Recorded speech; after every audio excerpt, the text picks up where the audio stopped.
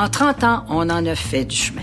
La conduite avec les facultés affaiblies a chuté de 20 %. Ce progrès, Éducalcool y a contribué, Notamment avec l'opération Nez Rouge, et la formation de l'Institut de tourisme et d'hôtellerie du Québec pour aider le personnel des bars et des restaurants à contrer la conduite en état d'ébriété. Éducalcool profite de ses 30 ans pour dire Bravo à tous les Québécois qui sont responsables et pour qui la modération a bien meilleur goût.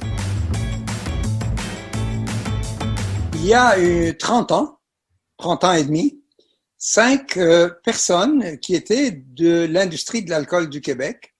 Il y avait un fabricant de vin, un distillateur, une agente, une personne de la Société des alcools du Québec et de la Régie des alcools, des courses et des jeux, qui se sont réunis et qui se sont dit qu'ils ne voulaient surtout pas faire comme faisaient les fabricants de tabac, c'est-à-dire nier la réalité des dangers de l'usage du produit qu'ils vendaient, encore qu'il n'y ait aucune comparaison entre l'alcool et le tabac, mais mal consommé, l'alcool cause quand même des problèmes très importants.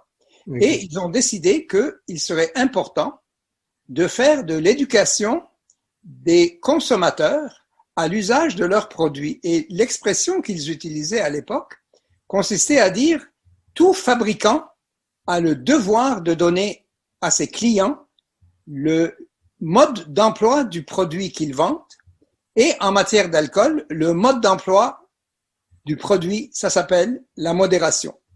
Ils ont donc créé un organisme qu'ils ont appelé Éduc Alcool, donc éducation à l'alcool, pour renseigner les consommateurs sur la façon dont il faut utiliser, consommer ce produit-là, et également la façon dont on ne doit pas le consommer compte tenu des risques que soudain une consommation excessive, abusive ou inappropriée. Le principe de base, c'est que l'alcool en soi n'est ni bon ni mauvais, qu'il peut être bon s'il est bien consommé et mauvais, voire catastrophique s'il est mal consommé.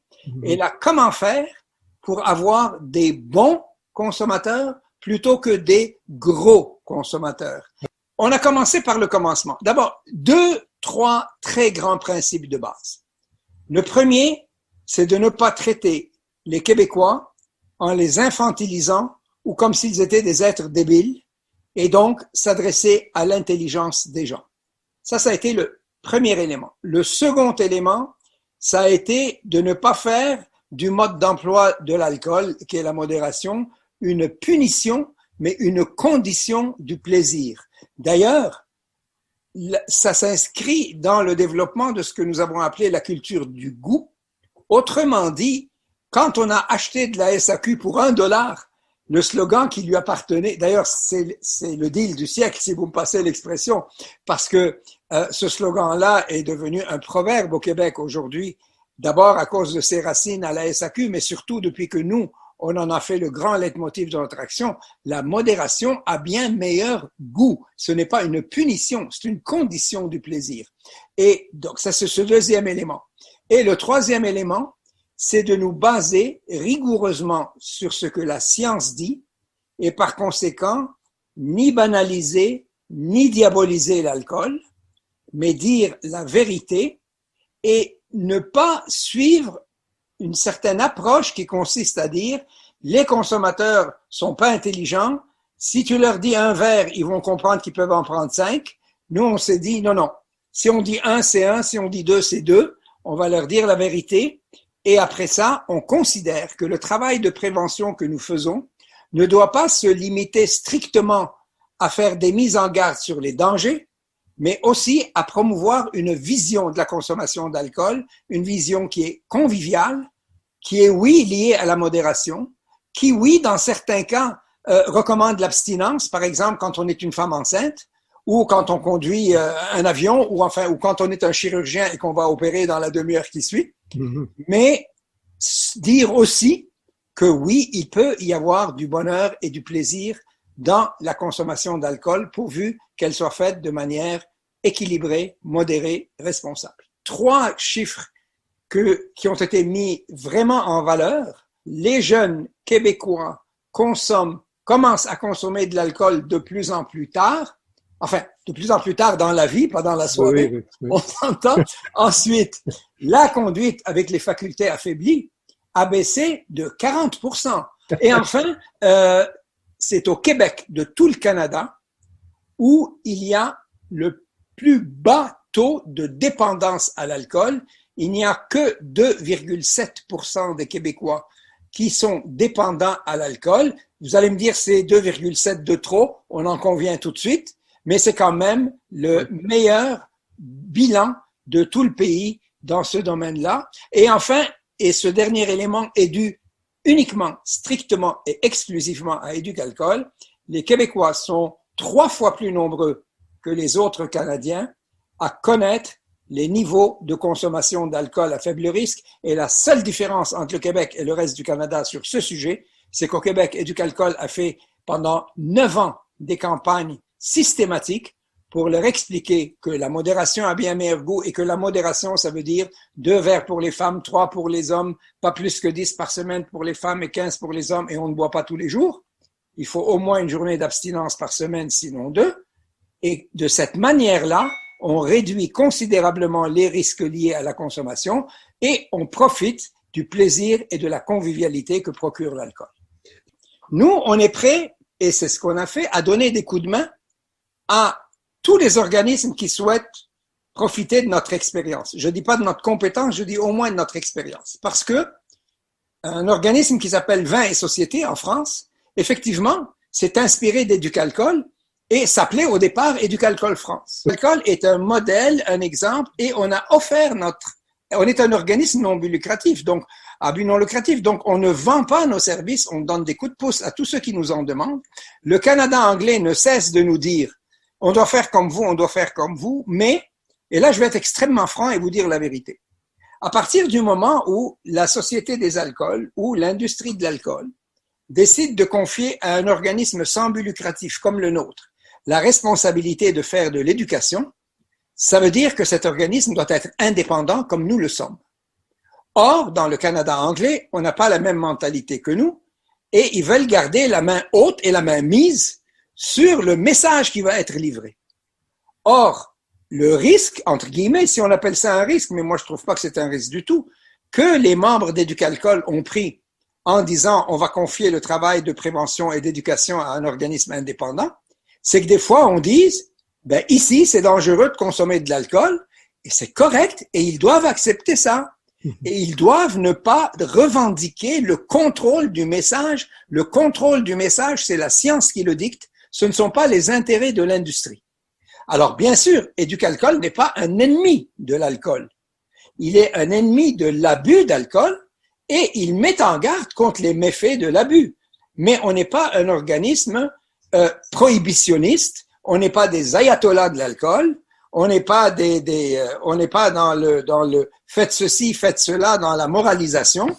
On suit la science et la science a démontré depuis des millions d'années qu'une consommation intelligente, modérée et respectueuse de l'alcool, peut procurer des plaisirs en limitant considérablement les risques liés à la consommation. Et il faut comprendre une chose qui m'apparaît importante de préciser. Il y a 3 thèses qui circulent dans toutes les sociétés. Au Québec, heureusement, la thèse d'Éducalcool est celle qui a prévalu, mais les autres thèses ne sont pas absentes. Je vais essayer de les décrire du mieux possible. Il y a d'abord la thèse de certains milieux de santé publique qui consiste à dire ceci. Le boulot de l'industrie, c'est de vendre de l'alcool, de faire la promotion de l'alcool, de pousser les consommateurs à boire. Le boulot des organismes de prévention doit être uniquement de faire des mises en garde. L'industrie fait valoir les côtés positifs, la santé publique fait valoir les côtés négatifs et les consommateurs décident. Et donc, les uns ne font que des messages positifs, les autres ne font que des messages négatifs. Ensuite, vous avez les gens qui disent « Chacun est libre de faire ce qu'il veut, fichez-nous la paix, on est assez grand pour savoir ce qu'on veut faire, on n'a pas besoin de vos conseils, allez vous faire voir, le jour où on aura besoin de vous, on va vous sonner. » Nous, ce qu'on dit, c'est que ni l'une ni l'autre des 2 théories sont valables. On peut dire aux gens, voici ce qui est correct et voici ce qui ne l'est pas. C'est toujours eux qui décident. De toute façon, il faut être extrêmement modeste dans ce boulot. Vous savez, c'est pas parce qu'on leur dit que c'est ça ils sont au garde à vous et ils attendent qu'on leur donne les ordres, là. Mais ce que nous disons, c'est que notre travail, c'est vous pouvez compter sur Éducalcool pour savoir ce qu'il y a à savoir sur l'alcool. On ne vous cachera ni les côtés positifs, ni les côtés délétères. On va tout vous dire et oui, vous prendrez votre décision après. Et ce qui est extraordinaire, et ça, c'est pas de la vantardise, c'est mesuré scientifiquement par une maison de recherche indépendante. Ça a marché parce que le taux de crédibilité d'Éducalcool au Québec est de 97%. Il y a 61% des Québécois qui considèrent qu'Éducalcool est un organisme très crédible. Et au Québec, le très, là, c'est très rare. Et 30, je sais pas combien % qui considèrent qu'on est un organisme crédible. Et il n'y a que 3% qui disent qu'on est peu crédible. Il n'y a pas un politicien, il n'y a pas un médecin, il n'y a pas une autorité de santé publique, il n'y a pas un seul ayatollah, puis il n'y a pas un seul libertaire qui a la moitié de notre crédibilité.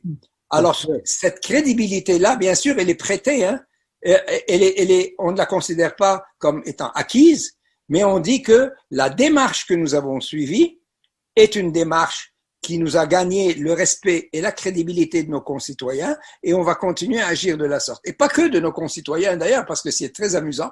Si des gens vont sur les sites d'Éducalcool, vous allez voir, nous avons 20 témoignages de dirigeants politiques du pays, tous les porte-paroles en santé, de tous les partis politiques. S'il y a une chose sur laquelle ils s'entendent, c'est pour dire qu'Éducalcool a fait un sacré bon boulot. Alors, écoutez, on va pas se péter les bretelles avec, si vous m'excusez la vulgarité, mais on va le prendre pendant que ça passe. La prévention, c'est comme faire du vélo. Si on arrête de pédaler, on tombe. Donc, on peut pas dire on s'assoit sur nos lauriers, c'est parfait, regardez, on a fait du bon travail, etc. C'est à recommencer tout le temps, tout le temps, tout le temps. Pourquoi? Parce qu'il y a toujours des nouveaux citoyens qui arrivent. Il y a des jeunes qui grandissent, qui arrivent. Deuxièmement, les bonnes habitudes, ça se perd. Il faut qu'il y ait du renforcement positif. Et ensuite, on n'est pas parfait. Il y a encore un consommateur québécois sur 4 et une consommatrice québécoise sur 5 qui dépassent au moins une fois par mois les limites de consommation recommandées. Ils ne vont pas en mourir tous demain matin, c'est clair.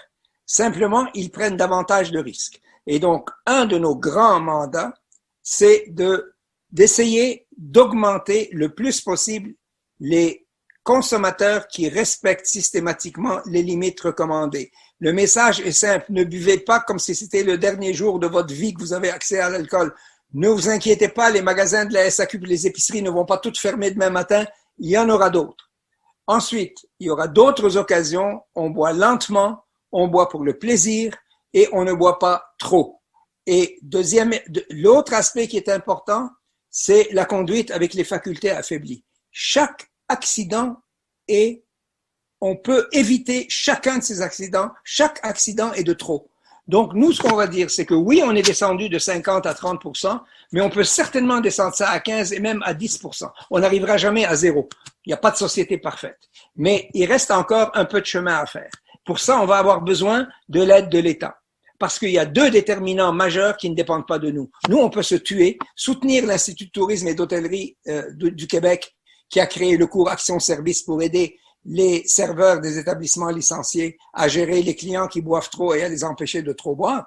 Mais une fois qu'on a aidé l'ITHQ, qu'on a fait la promotion du programme, tant que ce programme-là ne sera pas obligatoire, et on ne parle pas ici d'un doctorat de 4e cycle en alcoolologie, c'est un cours qui dure 4h30, il enseigne aux serveurs comment repérer les gens qui vont trop boire, comment espacer le service quand on voit qu'ils boivent trop vite sans les humilier, comment cesser le service sans qu'ils ne se fâchent en leur proposant d'autres types de boissons, comment les empêcher de conduire ou les empêcher de faire des bagarres si jamais ils ne sont pas en état de conduire ou si jamais ils sont un peu trop imbibés. Bref, comment avoir moins de problèmes dans l'établissement. Ces cours-là, ou l'équivalent de ces cours-là, sont obligatoires dans toutes les provinces du Canada, sauf 2 petites. Et au Québec, ça fait 25 ans qu'on leur demande de le rendre obligatoire. Au bout de 23 ans, donc il y a 2 ans, il y a une loi qui a été adoptée qui dit 1 personne sur le plancher en tout temps qui a suivi le cours. une personne. Donc, un restaurant de 50 serveurs, il suffit qu'il y en a un qui ait suivi le cours et c'est bon. Et ce n'est pas encore entré en vigueur. Je dis pas que c'est de la mauvaise volonté, je dis juste que c'est un constat qu'on fait. Et le deuxième chose, c'est augmenter les patrouilles routières. C'est la crainte de se faire épingler si on conduit avec les facultés affaiblies. Faisant ces deux choses-là, on peut encore s'améliorer. La troisième, qui est extrêmement important aussi, c'est dans le débat public, avoir un débat public sain et serein sur les questions d'alcool. Arrêtons avec la démonisation de l'alcool, les fausses recherches scientifiques qui vous disent que si vous voyez la photo d'un verre de vin, vous allez mourir du cancer demain matin. C'est grotesque, c'est absurde, ça ne correspond. Ils ont beau tordre les données scientifiques et chaque fois ils vous inventent un nouveau truc pour vous démontrer que la courbe Angie, vous savez, la fameuse courbe Angie qui consiste à dire que les abstinents ont une moins longue espérance de vie que les gens qui consomment modérément et évidemment que les consommateurs excessifs courent après de graves problèmes, mais ils sont beaux essayer de la nier, étude après étude, recherche après recherche depuis des années et les confirmer, et ils ont beau essayer de tricher, de trafiquer, de faire tout ce que vous voulez, ça demeure que c'est ça, même s'ils bénéficient d'une certaine presse quelque part.